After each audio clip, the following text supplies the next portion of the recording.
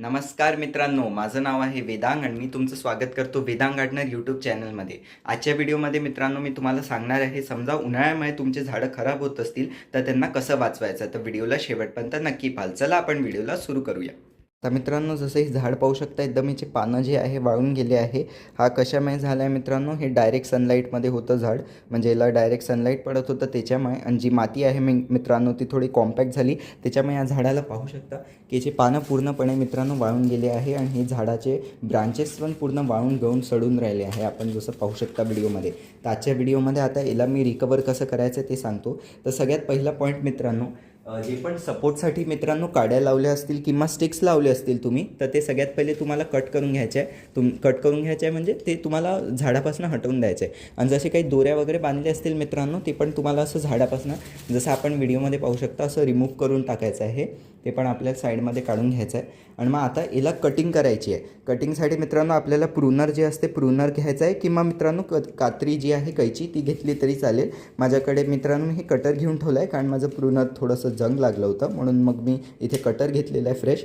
तर असं तुम्हाला ह्याला करायचं आहे. आणि कटर वापरण्याच्या पहिले पण मित्रांनो थोडंसं गॅसवर याला हलकंसं असं करून गरम करून घ्याल, जेणे की मित्रांनो याचे जे बॅक्टेरियाज आहे ते चालले जातील, म्हणजे हे मरून जातात बॅक्टेरियाज. आणि हे जे प्रूनर आहे क्लीन होऊन जाईल. किंवा मित्रांनो डेटॉल किंवा कोणतं पण सॅनिटायझर थोडंसं कॉटनवर घ्यायचं आहे, कापूसवर, आणि कापूसनी असं हलकंसं याला पुसून घ्यायचं आहे. याने स्टेरिलाईज होऊन जाईल, चांगल्याने याचे जे सगळे बॅक्टेरिया होते मरून जातील आणि आपल्या झाडासाठी सेफ राहील. तर हे मी पहिलेच आधी करून ठेवलं होतं, हलकंसं याला गरम करून घेतलं होतं. मग हे असं तुम्हाला याला कट करायचं आहे. झाडाचे जे पानं आहे, जे पण खराब ब्रांचेस आहे मित्रांनो, ते तुम्हाला झाडापासून हटवून द्यायचे आहे. कारण हे जे फोटोसिंथसिस आहे मित्रांनो ते चांगल्याने नाही होत. तसं पण जे खराब ब्रांचेस असतात त्याच्यावर फोटोसिंथसिस नाही होत. जे पण चांगले हिरवेगार पानं होतात त्याच्यामुळेच झाडाचं फोटोसिंथसिस होते. तर तसे हे काहीच कामाचे नाही आहे पानं. तर जे पण सडके सुडके सगळे असे वाळलेले पानं आहे मित्रांनो, ते हटवून तुम्हाला झाडापासून म्हणजे कापून टाकायचे आहे. मग तुमच्या झाडाची चांगली कटिंग करून घ्यायची आहे. एकदम बारीक कटिंग नाही करायची आहे, पण पाहायचं की कोणते कोणते पानं खराब आहे आणि तेच पानं मित्रांनो मग तुम्हाला झाडाचे कापायचे. आणि समजा असा कोणता पान आला की जो इकडनं तर पूर्ण हिरवंगार आहे पण इकडे नाही आहे, तर मित्रांनो त्याला असं मधातनं हलकंसं कट करून घ्या. असं कट करा, म्हणजे हे एवढंच पार्ट तुम्हाला कट करायचं आहे. जसं मित्रांनो आता पाहू शकता, हे मी पूर्ण झाडापासून काढून टाकले. तर सगळे खराब पानं आणि फांद्या तुम्हाला झाडापासून हटवून द्यायचे. आता पाहू शकता झाड किती क्लीन वाटत आहे. आता नेक्स्ट स्टेप काय करायची आहे मित्रांनो, इथे जे पण कचरा असेल सगळं काडी कचरा काढून घ्यायचा आहे आणि वरच्या लेअरची पूर्ण माती काढायची आहे. केव्हापर्यंत, जोपर्यंत मित्रांनो आपल्याला झाडाचे जे पांढरे मुळं आहे सरफेसचे ते नाही दिसत, मुळं दिसेपर्यंत माती काढायची आहे. आता जसं पाहू शकता मित्रांनो, ही माती पाहू शकता आपण, मी झाडापासून पूर्णपणे काढून घेतली आहे. ही माती पाहू शकता किती चिकट माती होती, याच्यामुळेच आपलं जे झाड आहे ते खराब होत होतं. आता हे स्वच्छ क्लीन झाल्यावर आता काय करायचं आहे ते सांगतो. आता सगळ्यात पहिले मित्रांनो तुम्ही जे आहे हे काढल्यानंतर पाहू शकता की रूट्स टोटली विजिबल आहे. समजा मित्रांनो आपलं जे झाड आहे ते दुसऱ्या कुंडीमध्ये लावू शकता तर लावायला पाहिजे. पण माझं जे झाड आहे मित्रांनो व्हिडिओमध्ये जसं पाहू शकता खूप मोठं झाड आहे. त्याला मी आता सध्या रिपोर्ट नाही करणार, कारण जसं उन्हाळा पण सुरू आहे म्हणून मग मी याला रिपोर्ट नाही करणार. नंतर कधी याला आता पावसाळ्यामध्ये रिपोर्ट केला जाईल. तर मग सगळ्यात पहिला पॉईंट तोच की समजा झाड लहानसं असेल तर मग नवीन कुंडीमध्ये लावा, नवीन मातीसोबत, म्हणजे चांगली रिकव्हरी मिळेल, बेस्ट रिकव्हरी, लवकर झाड जे आहे रिकवर होईल. पण समजा असं माझ्यासारखं मोठं झाड असेल मित्रांनो तर त्याला अजिबात तुम्हाला असं सध्यासाठी काही म्हणजे हलवायचं नाही आहे, झाडाला असंच ठेवायचं आहे. मग काय करायचं आहे ते सांगतो. पूर्ण माती काढून घेतली मुळापर्यंत, जसेच मुळं दिसले मग अजून जेवढी माती काढू शकता तेवढी काढून घ्यायची आहे. जसे मुळं दिसले त्यांना डिस्टर्ब नाही करायचं आहे, तोडायचं नाही आहे अजिबात. फक्त जे काही काळे काळे मुळं दिसतील ते हलकेसे तुम्हाला तोडायचे हाताने. पूर्ण असे नाही की मोठे मुळं नाही, त्यांना नाही. जे लहान लहान असतील त्यांना फक्त थोडंसं कट करून घ्यायचं आहे. याच्यानंतर मित्रांनो रेतीची माती घ्यायची आहे, म्हणजे रेती अजून मातीचं पॉटिंग मिक्स घ्यायचं आहे. जसं हे व्हिडिओमध्ये पाहू शकता मी घेतलेलं आहे.